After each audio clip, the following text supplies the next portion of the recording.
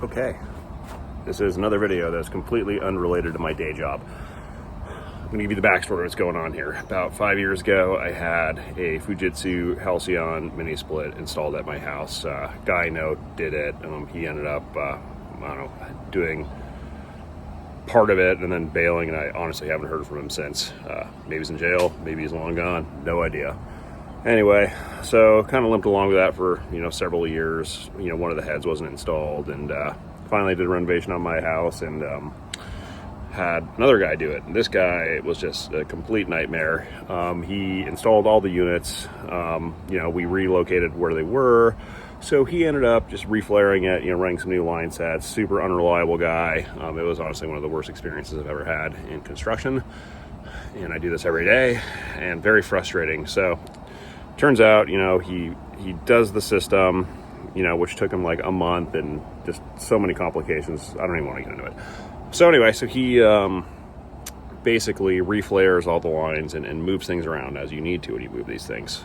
So unit ran for like a week and then, stopped working. I called him back. He came and charged it, worked again for another few days and then stopped working. And then he just stopped returning my phone calls after he took my money, of course. So anyway, limped along with that.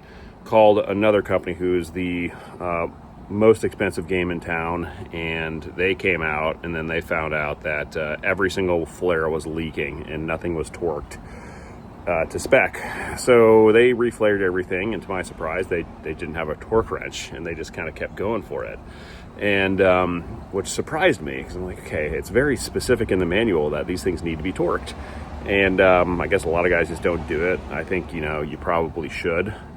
And then the other issue that we ran into is just the wiring was all wrong. Different units go into different spots on there and everything. And basically, they got it working. Guess what? A month and a half later, after they said they fixed all the leaks, the unit's completely not working. And so at this point, I'm like, okay, I've gone through 4 people on this thing already. And I just couldn't take it anymore. I'm like, I'm going to learn how to do this. I'm an electrician.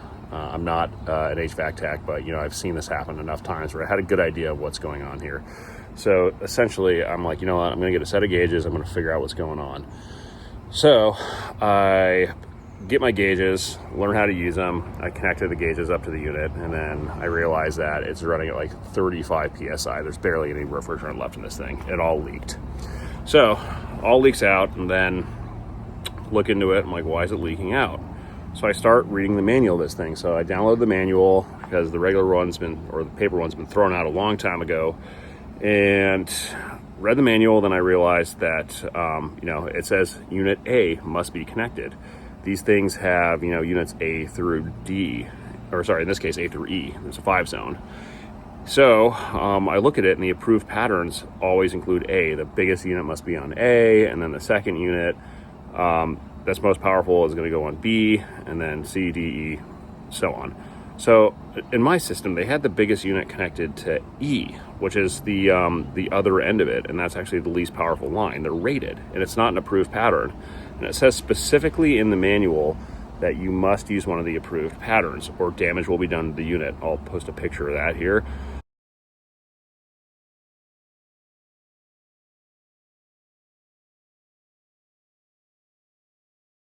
And so I call the guys back. I'm like, hey, it's not in the approved pattern. They told me it doesn't matter. And then I looked at the manual. I'm like, it says right here that we will cause permanent damage to the unit if we don't.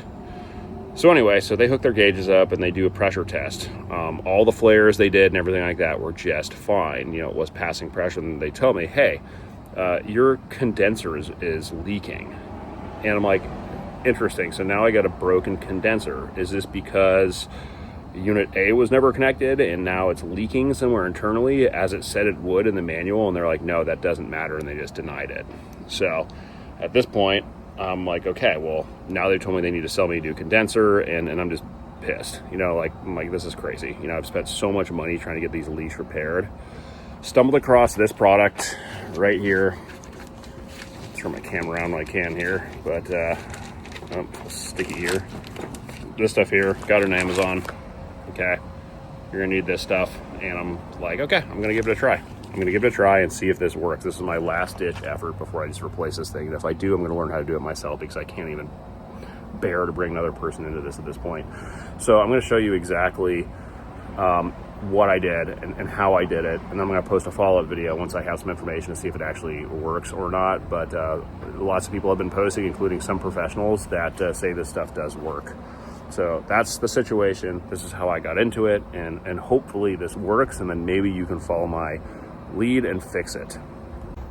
So you're going to need a couple things to get this completed. You're going to need refrigerant, your leak stopper, you're going to need a mini split adapter, and then this mini split adapter is going to connect to your gauges.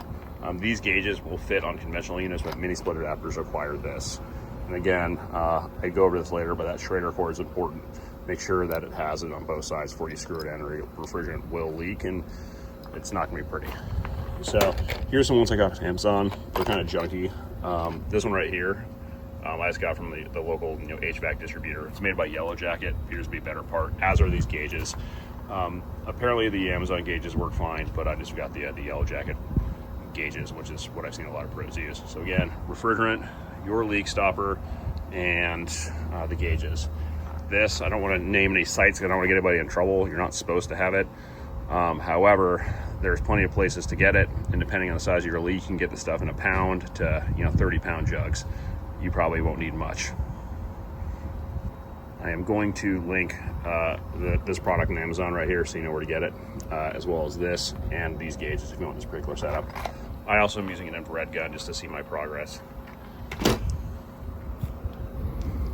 Okay, on this unit we have two sides. We have your high side and your low line. So we got your suction line is right here. That's the one that you're going to connect your mini split adapter to.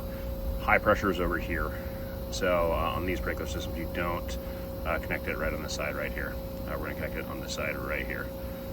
So again, this is your suction line. This is going to be the cold one. One thing to note, make sure that if you use one of these guys right here, that it's got a Schrader cord in there. If it's just hollow, I've got an example of that. Like these ones right here, see there's no Schrader cord in there. It's going to piss refrigerant everywhere. If you have this one, make sure you connect it to these gauges first, and then that will depress the Schrader cord on the other end.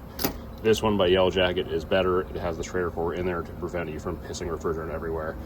I repeat, you will have a catastrophic problem if you screw this thing into that with no gauges into it. All the refrigerant is going to spray right in your face. Also, it's never a bad idea to wear safety glasses when you're doing this kind of work. Again, I'm not a professional. I'm an electrician, but I feel like I know just enough about this to be dangerous. Okay, here is my attempt to rescue this system. What I'm going to do is I'm going to take the leak kit that I got off Amazon right here. It's got a low loss fitting. These are my idle temperatures at 73 degrees out right now. So I'm going to attach this guy here to the suction line, which is the fat one. On this unit, it's the fat one on the right. Okay, so these are low loss fittings, but still do it as quickly as you can, so that way you don't get anything else in the system that you don't want, or lose too much refrigerant. Right, so I'm going to thread this guy on. There it is. Okay, so it's going to look like that. Got my mini split adapter, and I have the leak stop right there. Okay. Okay, now I have my gauge connected to my tank of 410A. You're going to want this upside down once you do any charging, but right now I'm just going to purge a little bit of air out of this hose because I don't want any oxygen in here. You're going to do that by just slowly opening just to get some of the air out, and then we're going to connect this to this guy right here. We're now going to turn all the systems to max cold. Every unit needs to be on maximum cooling. Okay.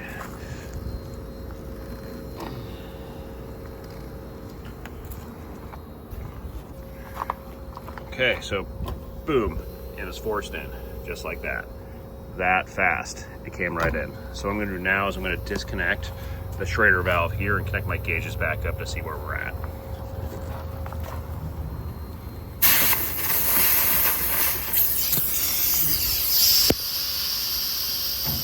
Okay. The quicker the better for this. Okay. Okay, so this is gone. It's in the system now. I've connected my gauges back up to see where we're at. I'm gonna try to get this thing to run at max rev. I can tell with an amp clamp. So when this thing gets to, I think, around 16 amps, it's running to its absolute max. As you know, most of these units here don't run on full power like a conventional unit. They're variable, which is why it's really important to weigh out the refrigerant if you have the equipment, which most homeowners like myself don't have.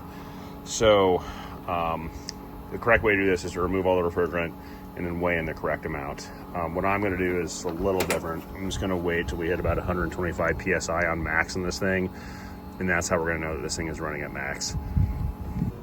So a little bit of this stuff can go a long way, and you do not wanna overcharge these systems. So a quick blast, just keep an eye on this. You'll see the green come out of it very quickly. Just give it one blast and then figure out where your pressures are. Again, you don't want to overcharge these. If you're starting with an empty system, then it's going to be a little more forgiving, but you know, I had this thing charged up to about where it needed to be, and it just continues to leak. So that's why I'm going to be a little cautious. I'm going to monitor this thing and see where our pressures are at over the next day, so we can figure out what is going on, if this leak has gone away, and if this stuff actually works.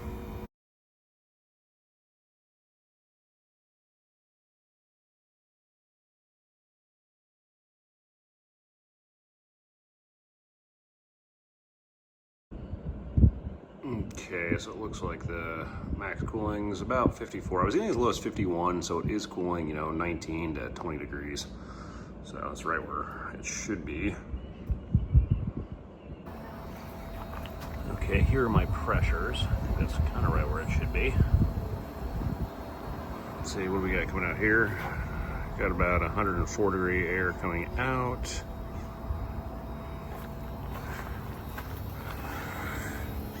Suction line's definitely cooled down. It's about 50 degrees. I think that's exactly where it should be. So the unit's doing exactly what it should be doing. All right, so this was video one. Next video is, did it work?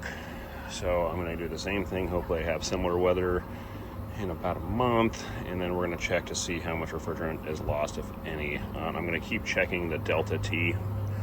In HVAC terms, I've learned that's just the difference between the return air and the supply air. I'm going to keep an eye on that daily and see where we're at. It's hard to tell with these systems because it doesn't run at max. What it's doing, I'm not exactly sure how, and most professionals I spoke to don't really know either. So I'm going to disconnect my gauges, I'm going to put everything back together, and hopefully that works. So we'll see if this prevents me from replacing this entire condenser, because again, the leak is in this condenser is what they've determined. However, at this point, if you listen to the beginning of the video, I'm not sure who I can trust about who tells me anything about this thing anymore. So now with the process done, I'm going to post a follow-up video as soon as I know it works, but I'm going to keep an eye on it, and hopefully it does, because it's going to save me about $14,000 if this works. And the reason I'm posting this video is, if it works, I hope it works for you and you don't have to spend this money, and this is a simple solution that's going to solve your problems.